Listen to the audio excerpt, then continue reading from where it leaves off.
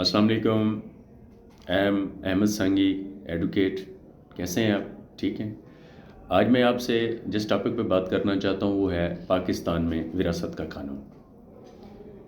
पाकिस्तान में विरासत का कानून जो है वो कुरान और सुन्नत नबवी सल्लल्लाहु अलैहि वसल्लम के तहत जो है वो चलता है, जिसमें मुस्लिम लॉ पाकिस्तान में मुसलमानों के लिए विरासत पर हुकूमत करता है। जानशनी एक्ट 1925 विरासत के लिए एक कानूनी फ्रेम वर्क फराहम करता है, लेकिन इस्लामी असूल मुसलमानों के लिए मुकद्दम है। गैर मुस्लिम मसलन ईसाई, हिंदू वगैरह, इनके मुतल्लिक़ आज़ादी कवानीन के तहत चलते हैं। इस्लामी विरासत के अहम असूल। मुकर्रर हिस्स। कुरान और सुन्नत ने विरासतों के लिए मुकर्रर हिस्स की वज़ाहत की है। उसके बाद बुनियादी वारिस, मियाँ बीवी बच्चे और वालिदैन, और बकिया वारिस। अगर ये वारिस मियाँ बीवी बच्चे और वालिदैन नहीं हैं तो उसके बाद जो विरासत में आते हैं वो बहन भाई, दादा दादी और दीगर रिश्तेदार जो हैं बुनियादी वारिस मुकर्रर होंगे। मर्द बामुकाबला ख़वातीन हिस्सेस।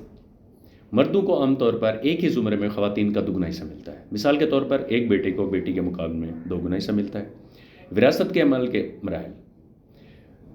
किसी बंदे के फौत होने के बाद ये अमल जो है वो शुरू होता है, जिसमें वरसा की शनाख्त। वरसा में बीवी, बच्चे, वालिदैन, ख़ानदान के ढांचे के लिहाज से दीगर रिश्तेदार शामिल हैं।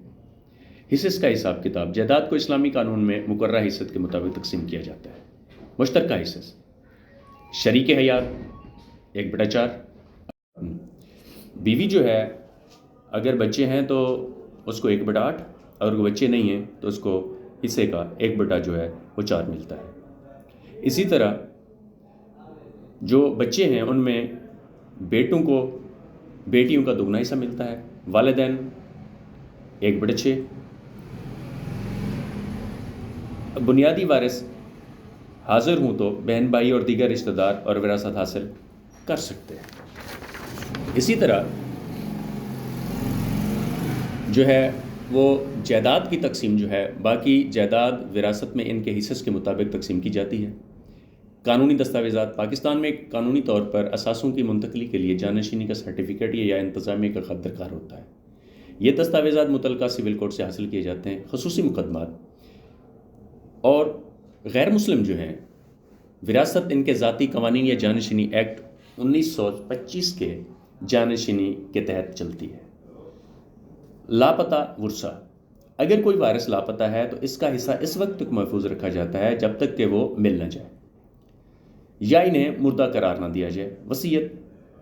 मुसलमान अपनी जायदाद का सिर्फ 3/1 हिस्सा वसीयत के ज़रिए दे सकते हैं और इसे कानूनी वारसों को इनके हिस्से से महरूम करने के लिए इस्तेमाल नहीं किया जा सकता। पाकिस्तान में चैलेंजेस। तनाज़ात। विरासतों के दरमियान शऊर की कमी या अख्तलाफ की वजह से विरासत के तनाज़ात आम हैं। कानूनी ताख़ीर। जानशीनी के सर्टिफिकेट हासिल करने के लिए अदालती तरीक़ाकार का वक्त तलब हो सकता है। जिनसी तासुब। समाजी दबाव की वजह से ख़वातीन को अपने जायज़ हकूक़ का दावा दायर करने में अक्सर चैलेंजों का सामना करना पड़ता है।